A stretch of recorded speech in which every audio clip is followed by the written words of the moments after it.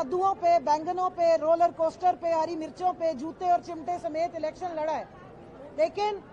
Parliamentary party या political party जो पाकिस्तान की सबसे बड़ी पार्टी और स्टेक होल्डर है पीटीआई, उनके बल्ले के निशान के चोरी होने से पहले हमने तमाम कानूनी तकाजे पूरे किए थे। और एसआईसी आपको पता है कि एक वो कॉन्स्टिट्यूशनल अरेंजमेंट है कि जब आप किसी पार्टी को ज़ेरे अताब करके उसका सियासी और जमहूरी हक छीन लेते हैं,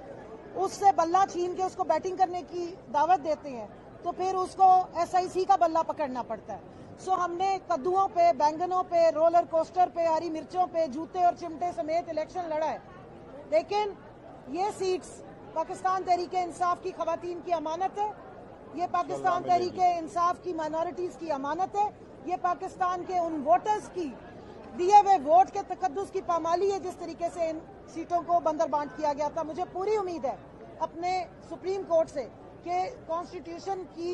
निगरानी करते हुए, उसकी स्पिरिट को उसकी निगरानी करते हुए और समझते हुए पाकिस्तान की आवाम के हकूक और उनके वोट के तकद्दुस का ख्याल रखते हुए इंशाअल्लाह ये केस हमारे हक में डिसाइड होगा और पाकिस्तान तहरीक इंसाफ की इस अमानत को एसआईसी के अंडर जो है वो हमें वापस दिया जाएगा। अब ये केस डे टू डे चलेगा, तो मेरी अपने मीडिया से भी पूरी रिक्वेस्ट है कि इसके हर एस्पेक्ट को आप ज़रूर कवर करें